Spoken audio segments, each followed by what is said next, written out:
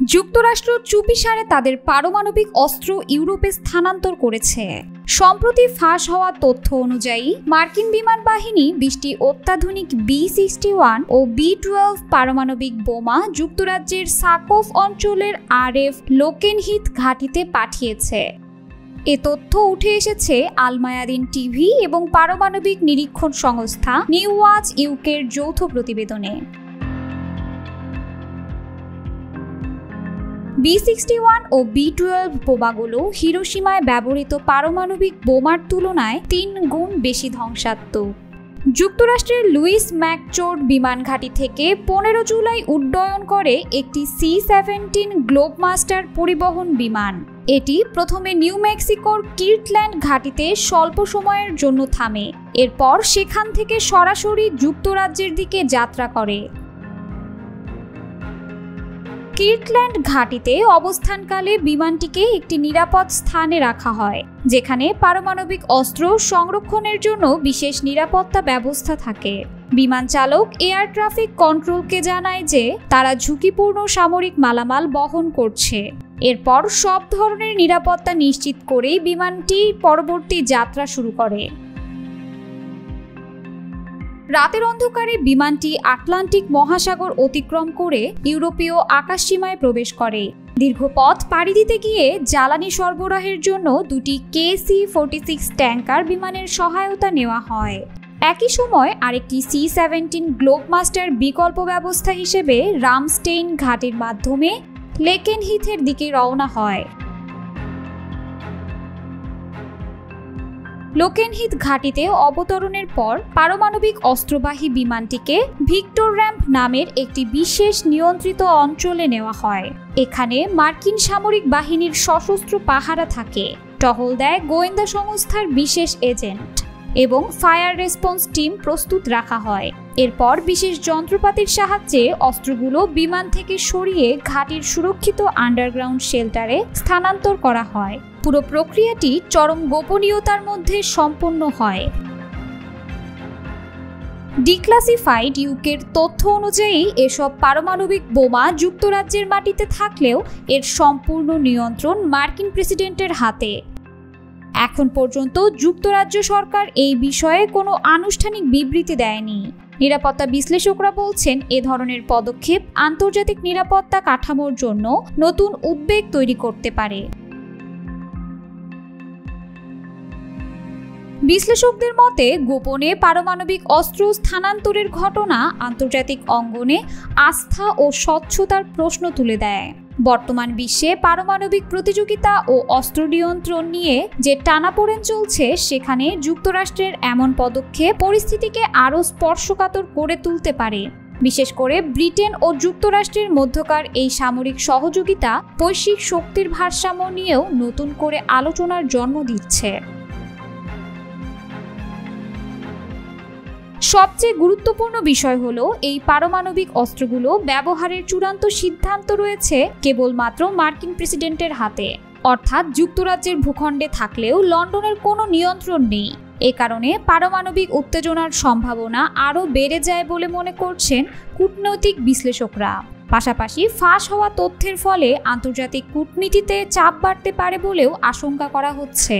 এখন নজর থাকবে যুক্তরাজ্য ও যুক্তরাষ্ট্র এই গোপন অস্ত্র স্থানান্তর নিয়ে কি ব্যাখ্যা দেয় এবং আন্তর্জাতিক সম্প্রদায় কি প্রতিক্রিয়া জানায় তার দিকে। এবার ট্রাম্পের নজর পড়েছে হামাসের উপর। ইসরায়েলের সাথে যুদ্ধবিরতি আলোচনা ভেস্তে যাওয়ার জন্য হামাসকেই দায়ী করেছেন ট্রাম্প। হামাসকে হুঁশিয়ারি দিয়ে তিনি বলেছেন, হামাসকে এখন খুঁজে খুঁজে বের করা হবে। যুক্তরাষ্ট্রের প্রেসিডেন্ট ডোনাল্ড ট্রাম্পের সাম্প্রতিক বক্তব্য মধ্যপ্রাচ্যের উত্তেজনাপূর্ণ পরিস্থিতিকে আরও জটিল করে তুলেছে। হোয়াইট হাউসে এক সংবাদ সম্মেলনে তিনি বলেন, ফিলিস্তিনের স্বাধীনতাকামী সংগঠন হামাস যুদ্ধবিরতির চুক্তি করতে চায় না। ট্রাম্পের ভাষ্য অনুযায়ী হামাস আতঙ্কে আছে, কারণ সব জিম্মি মুক্তি পেলে ইসরায়েল কী পদক্ষেপ নিতে পারে তা তারা জানে। ট্রাম্প বলেন, যুক্তরাষ্ট্র এবং ইসরায়েল আসলে এখনই যুদ্ধ পুরোপুরি থামাতে চায় না, বরং তারা যুদ্ধ সাময়িকভাবে বন্ধ রাখতে চায়, যেন জিম্মিদের গাজা থেকে মুক্ত করা যায়। তার ভাষায়, আমরা এখন চূড়ান্ত ধাপে আছি।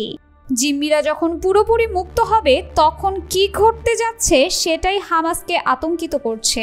এই প্রেক্ষাপটে ট্রাম্প সরাসরি বলেন হামাসকে খুঁজে খুঁজে বের করা হবে। তার মতে হামাস কোনো চুক্তি না চেয়ে নিজেদের ধ্বংস ডেকে আনছে। ট্রাম্প এই অবস্থানকে খুব খারাপ বলেও উল্লেখ করেন। যুক্তরাষ্ট্রের মধ্যপ্রাচ্য বিষয়ক দূত স্টিভ উইটকফ জানান, ওয়াশিংটন এখন আলোচনা থেকে নিজেদের সম্পৃক্ততা কমিয়ে এনেছে। তার দাবি, হামাস যুদ্ধবিরতির ব্যাপারে আগ্রহী নয়। এরই ধারাবাহিকতায় ইসরায়েল কাতারের চলমান আলোচনা থেকে নিজেদের আলোচক দল ফিরিয়ে নিয়েছে। কাতার ও মিশরের মধ্যস্থতায় 60 দিনের একটি যুদ্ধবিরতি প্রস্তাব করা হয়েছিল। প্রস্তাবিত এই যুদ্ধবিরতির আওতায় 10 জন ইসরায়েলি জিম্মি মুক্তি পাওয়ার কথা, আর এর বিনিময়ে গাজায় ইসরায়েলের হামলা স্থগিত থাকার শর্ত ছিল। তবে হামাস বলছে তারা একটি স্থায়ী যুদ্ধবিরতি চায়। ট্রাম্পের বক্তব্যে বিস্ময় প্রকাশ করে হামাস জানায়, তারা সত্যিই চুক্তি করতে আগ্রহী ছিল এবং মধ্যস্থতাকারী দেশগুলো তাদের গঠনমূলক ও ইতিবাচক ভূমিকার প্রশংসাও করেছে। যদিও ওয়াশিংটনের ভাষ্য ভিন্ন, যুক্তরাষ্ট্র সরাসরি হামাসকেই দোষারোপ করছে আলোচনা ভেস্তে যাওয়ার জন্য। একই সঙ্গে ট্রাম্প ও তার কর্মকর্তারা যুদ্ধবিরতির পরেও গাজায় হামলার ইঙ্গিত দিয়েছেন, যা এই অঞ্চলের জন্য একটি অশনি সংকেত হয়ে উঠেছে। ইসরায়েলের অবস্থানও খুব পরিষ্কার। প্রধানমন্ত্রী বেনিয়ামিন নেতানিয়াহু আগেই বলেছিলেন, যুদ্ধবিরতির আলোচনা হলেও গাজায় আমাদের কাজ এখনও শেষ হয়নি।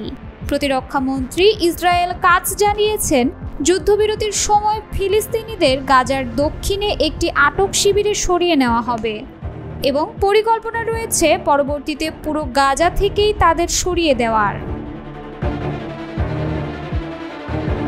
পর্যবেক্ষকরা বলছেন, এসব বক্তব্যে একদিকে যেমন হামাসের উপর চাপ তৈরি করা হচ্ছে, তেমনি যুদ্ধবিরতির সুযোগ ব্যবহার করে ইসরায়েল তাদের সামরিক ও কৌশলগত লক্ষ্য অর্জনের পথ তৈরি করছে। এদিকে গাজার পরিস্থিতি ক্রমেই মানবিক বিপর্যয়ের দিকে এগোচ্ছে। শিশুসহ অসংখ্য নাগরিক ক্ষুধা, ভয় এবং গৃহহীনতার শিকার। এই অবস্থায় যুদ্ধ সাময়িক থামালেও তা যদি স্থায়ী শান্তির দিকে না যায়, তাহলে এই অঞ্চলে সংঘাত আরও গভীর হবে বলে আশঙ্কা আন্তর্জাতিক বিশ্লেষকদের।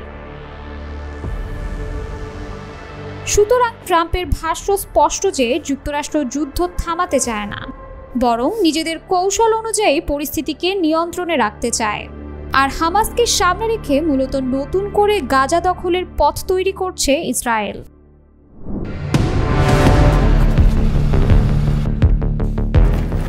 কম্বোডিয়ার জ্যেষ্ঠ নেতা হুন সেন থাই প্রধানমন্ত্রী পেতংতান সিনাওয়াত্রাকে চরমভাবে বিব্রত করেছেন বিতর্কিত সীমান্ত নিয়ে তাদের মধ্যে একটি ফোনালাপ ফাঁস করে।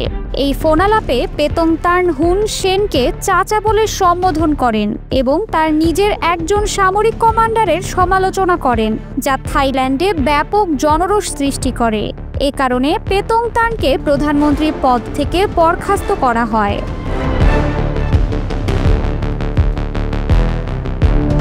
কেন হুন সেন এমন একটি স্পর্শকাতর ফোনালাপ ফাঁস করার সিদ্ধান্ত নিলেন তা এখনও স্পষ্ট নয়। অথচ দুই পরিবারের মধ্যে বেশ কয়েক দশক ধরে ঘনিষ্ঠ সম্পর্ক বিদ্যমান। তাহলে কেন সেই দীর্ঘদিনের ঘনিষ্ঠ সম্পর্ক নষ্ট করলেন তিনি?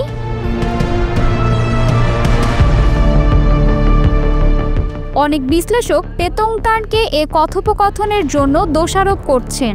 হয়তো তিনি বিশ্বাস করেছিলেন যে তার বাবা সাবেক প্রধানমন্ত্রী থাকসিন সিনাওয়াত্রার সঙ্গে হুন সেনের বন্ধুত্বের সূত্র ধরে তিনি দুই দেশের মতবিরোধগুলো সমাধান করতে পারবেন।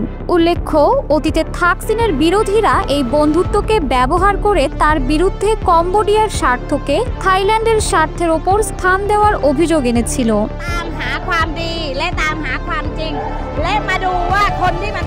এই ফোনালাপ ফাঁস সিনাওয়াত্রা পরিবারকে সম্পূর্ণ অপ্রত্যাশিতভাবে হতবাক করে দিয়েছে। থাকসিন ও পেতংতার্ন উভয়ের প্রতিক্রিয়া থেকে মনে হচ্ছে তারা বিশ্বাসঘাতকতার শিকার হয়েছেন। এর মধ্য দিয়ে দুই দেশের মধ্যে ক্রমবর্ধমান তিক্ত বাকযুদ্ধ শুরু হয়েছে। তবে এটি কেবল কথার চেয়েও বেশি কিছু।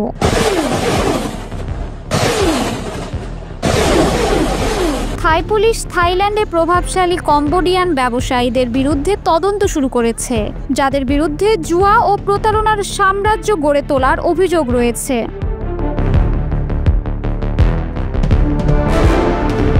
পিছু হটার পরিবর্তে কম্বোডিয়ার হুন সেন থাইল্যান্ড এবং বিশেষ করে সিনাওয়াত্রা পরিবারের বিরুদ্ধে বাগাড়ম্বর বাড়ানোর সুযোগটি লুফে নিয়েছেন বলে মনে করছেন অনেক বিশ্লেষক। তিনি দাবি করেছেন যে তার কাছে গোপন নথি রয়েছে, যা প্রকাশ পেলে থাকসিন ফেঁসে যেতে পারেন এবং প্রমাণ হতে পারে যে তিনি রাজতন্ত্রের অপমান করেছেন। থাইল্যান্ডে এটি একটি বড় অপরাধ, যার জন্য কারাদণ্ডও হতে পারে। এর প্রতিক্রিয়ায় থাই সরকার গত বুধবার কম্বোডিয়ান রাষ্ট্রদূতকে বহিষ্কার করেছে এবং নিজের দূতকে প্রত্যাহার করে নিয়েছে, যা সর্বশেষ সংঘাতের ক্ষেত্র তৈরি করেছে।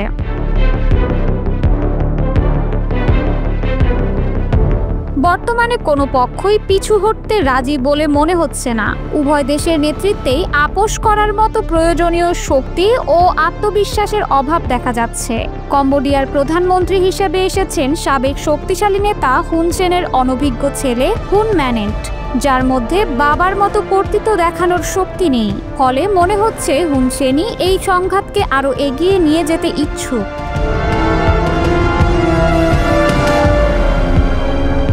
অন্যদিকে থাইল্যান্ডে থাকসিনের দলকে কেন্দ্র করে গঠিত দুর্বল জোট সরকার স্থবির অর্থনীতি এবং মার্কিন নিষেধাজ্ঞার হুমকির কারণে বিপর্যস্ত। এ অবস্থায় তারা কম্বোডিয়ার মোকাবেলায় কোনো দুর্বলতা দেখাতে পারছে না।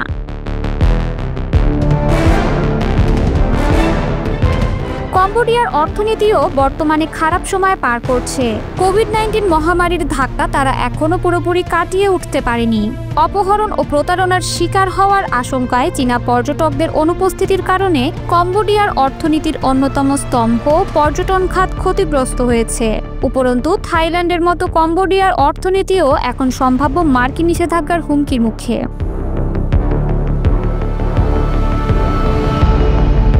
তবে রহস্য রয়ে গেছে, আর তা হলো কেন হুন সেন এই বন্ধুত্ব নষ্ট করার এবং সংঘাতকে উস্কে দেওয়ার সিদ্ধান্ত নিলেন। হয়তো এর পেছনে ছিল এই বছর স্ক্যাম সেন্টারগুলোতে চাপ সৃষ্টির জন্য থাইল্যান্ডের সিদ্ধান্ত, অথবা জুয়াকে বৈধ করার থাকসিনের উচ্চাকাঙ্ক্ষা, যা কম্বোডিয়ার লাভজনক ক্যাসিনো শিল্পকে হুমকির মুখে ফেলেছিল।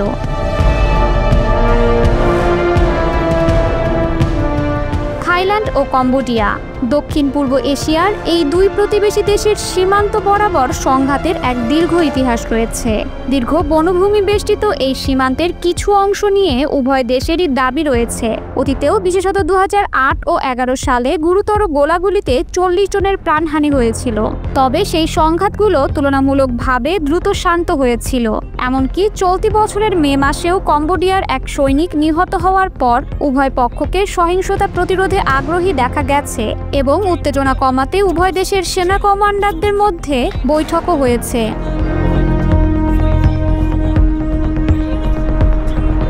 কিন্তু গত বৃহস্পতিবারই সেই শান্ত অবস্থা বিস্ফোরিত হয়েছে। থাই কর্তৃপক্ষ জানিয়েছে শুক্রবারও লড়াই চলতে থাকায় অন্তত 15 জন নিহত হয়েছেন, যাদের মধ্যে একজন ছাড়া সবাই বেসামরিক নাগরিক। কম্বোডিয়ায়ও একজন বেসামরিক নাগরিক নিহত হয়েছেন বলে জানা গেছে। গত বুধবার একটি ল্যান্ডমাইন বিস্ফোরণে 5 থাই সেনা আহত হওয়ার পর এবারের উত্তেজনা বড় আকারে ছড়িয়ে পড়েছে।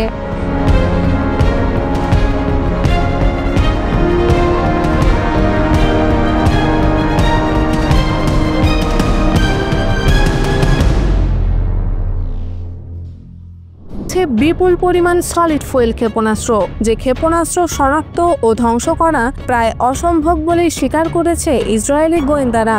ইরানের এই বিপুল পরিমাণ ক্ষেপণাস্ত্র ভান্ডার সম্পর্কে কোনো ধারণাই ছিল না ইসরায়েলিদের, এমন তথ্য উঠে আসে ওয়াশিংটন পোস্টে প্রকাশিত এক প্রতিবেদনে।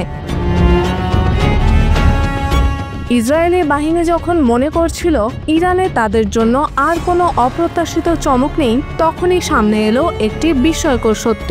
ইরান গোপনে সংরক্ষণ করছে বিপুল পরিমাণ সলিড ফুয়েল ক্ষেপণাস্ত্র, যার প্রকোপ এতটাই ভয়ঙ্কর যে তা শনাক্ত করা এবং ধ্বংস করা প্রথাগত প্রতিরক্ষা ব্যবস্থার পক্ষে প্রায় অসম্ভব। এই আধুনিক ও মোবাইল ক্ষেপণাস্ত্রগুলো ইরানি সামরিক ক্ষমতাকে নতুন উচ্চতা নিয়ে গেছে এবং মধ্যপ্রাচ্যের সামরিক ভারসাম্যকে নড়িয়ে দিচ্ছে। বিষয়টি ইসরায়েলি গোয়েন্দা ও সামরিক বিশেষজ্ঞদের জন্য গভীর উদ্বেগের কারণ হয়ে দাঁড়িয়েছে, কারণ এগুলো যে কোনো মুহূর্তেই আঞ্চলিক সংঘাতের পরিধি আশঙ্কাজনকভাবে বৃদ্ধি করতে সক্ষম। ইরানের অস্ত্রাগারে রয়েছে সেজ্জিল ক্ষেপণাস্ত্র, যা 2 ধাপে কাজ করে। মিডিয়াম রেঞ্জের সলিড ফুয়েল মিসাইল এবং যার স্ট্রাইকিং রেঞ্জ প্রায় 2400 কিলোমিটার। এছাড়াও খাইবার শেকার নামক তৃতীয় প্রজন্মের সলিড ফুয়েল ক্ষেপণাস্ত্র আছে, যার রেঞ্জ 1450 কিলোমিটার এবং এটি উন্নত গাইডেন্স প্রযুক্তির মাধ্যমে শত্রুর প্রতিরক্ষা ব্যবস্থা একদম ফাঁকি দিতে পারে। এর পাশাপাশি কাশেমবাসীর ক্ষেপণাস্ত্রটি, যার কার্যকর রেঞ্জ 1200 কিলোমিটার, অত্যন্ত নিখুঁত নিশানায় আঘাত হানার সক্ষমতা সম্পন্ন। ফাতে ও রাত সিরিজের স্বল্প ও মধ্যম রেঞ্জের সলিড ফুয়েল মিসাইলগুলোর সংযোজন ইরানের ক্ষেপণাস্ত্র শক্তিকে বহুমাত্রিক ও অপ্রত্যাশিত করেছে।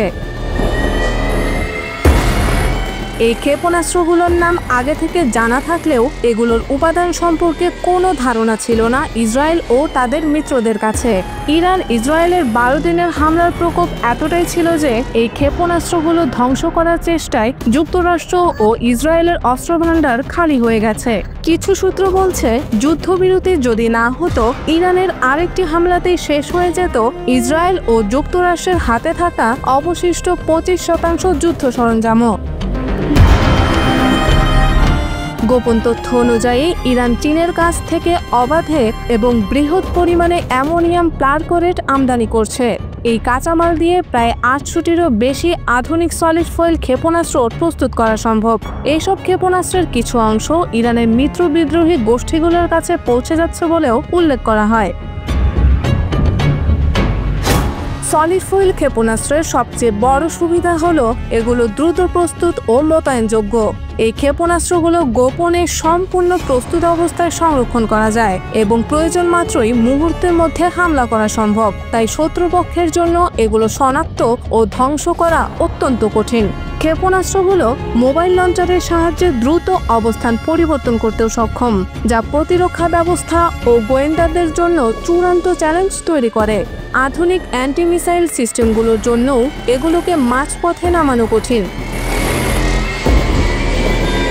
ইসরায়েলি গোয়েন্দারা পূর্বাভাস দিচ্ছেন এই সলিড ফুয়েল ক্ষেপণাস্ত্র সমূহ ইসরায়েলের প্রতিরক্ষা ব্যবস্থার গোপন দুর্বলতাকে উদ্বুদ্ধ করতে পারে ও যে কোনো সময় বড় ধরনের আঘাতের আশঙ্কা সৃষ্টি করে।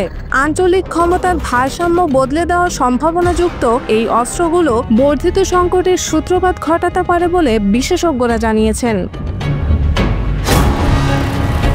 সবচেয়ে গুরুত্বপূর্ণ বিষয় হচ্ছে এই ক্ষেপণাস্ত্রের রূপান্তর, সংরক্ষণ ও ফায়ারিং সিদ্ধান্ত সম্পূর্ণ নিয়ন্ত্রণে রয়েছে ইরানের সামরিক নেতৃত্বের হাতে। ফলে আঞ্চলিক নিরাপত্তার পরিস্থিতি অতি সংবেদনশীল হয়ে উঠেছে এবং ইরান ইসরায়েল সংঘাতের নতুন মাত্রা যোগ করার আশঙ্কা তৈরি হয়েছে। আন্তর্জাতিক মহল উচ্চ সতর্কতায় এসব তথ্যের ভিত্তিতে ক্রমাগত পর্যবেক্ষণ ও প্রতিক্রিয়ার প্রস্তুতি নিচ্ছে। এখন বিশ্বজুড়ে নজর রয়েছে ইরানের এই গোপন ক্ষেপণাস্ত্র মজুত ও সক্ষমতাকে কিভাবে মোকাবেলা করা হবে এবং মধ্যপ্রাচ্যের সামরিক শক্তি বিন্যাস কোন দিকে এগোবে সেটি নির্ধারণে ভবিষ্যৎ পদক্ষেপগুলো কী রকম হবে।